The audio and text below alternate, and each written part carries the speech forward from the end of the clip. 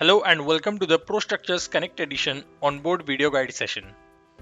In the previous video, we learnt about placement of steel connections in ProStructures. In this video, we will learn about placement of structural steel objects like dynamic bracing, stair and handrail. So let's begin. Before placement of the dynamic bracing, we will hide unnecessary elements from the model with the help of Hide Except tool located under View tab. Select the elements which are required while modeling and use the command Hide Except.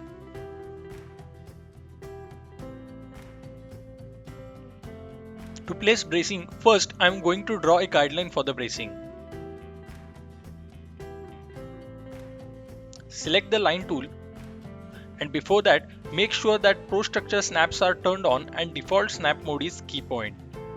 Now I will place a guideline for the bracing from the top of this intermediate beam to the center of the top level beam. When I hover over this beam, once I see a grip point, I will use the arrow keys to move the grip point to the center. I will draw another line from the top to the corner of this beam to place a V-shaped bracing. Please note that dynamic bracing tool have several possibilities to get many bracing configurations like cross brace, V brace, K brace, etc. Once the line is drawn, go to the dynamic bracing tool located under structural object section from the home tab. Select the tool, then select the line.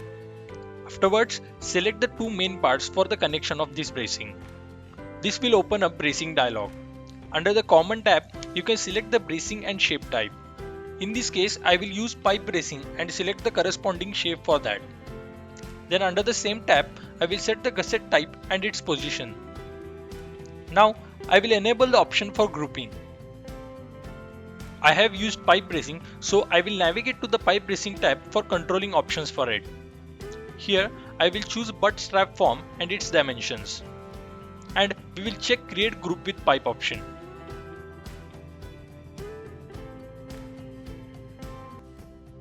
In the end, I will assign suitable levels, part families and display classes to the elements in the bracing.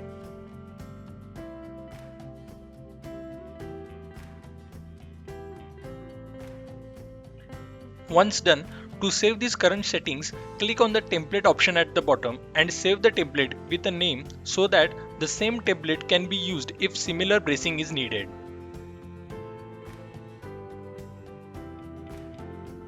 By similar method and using the saved template, I have placed the dynamic bracing at the required places in the model.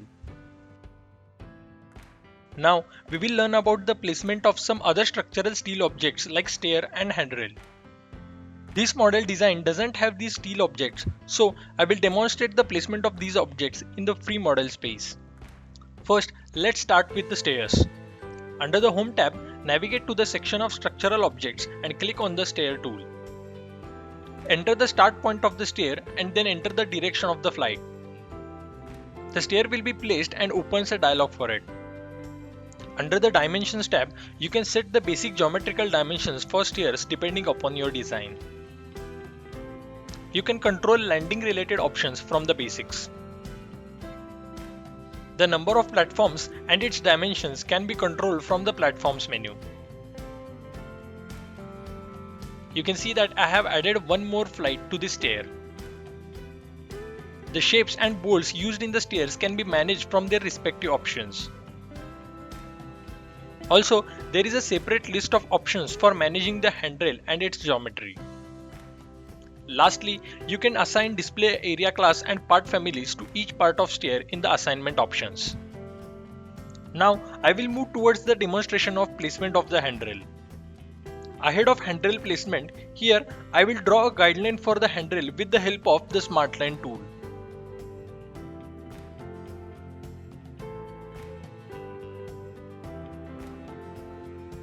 After drawing guidelines, navigate to the Structural Objects section and click on the Handrail tool. Select the Smart Line that will place the handrail exactly on the line and open the dialog box for it. Under the Dimensions, you will find the basic options related to the geometry of the handrail. There are some more options available under the Dimensions for managing the geometry of the posts and type of post distribution.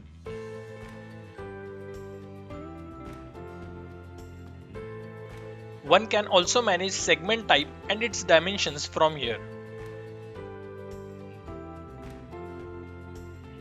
You can choose shape type for handrail from the list of options available under the shapes.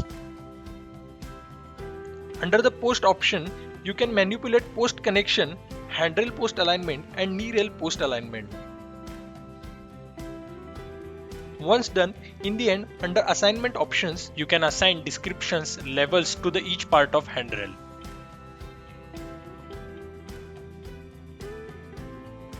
In this effortless manner, you can place any structural steel object in your model.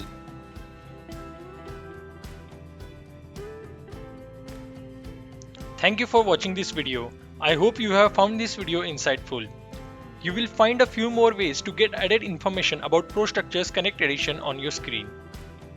In the upcoming video, we will show you the positioning of structural steel elements in ProStructures.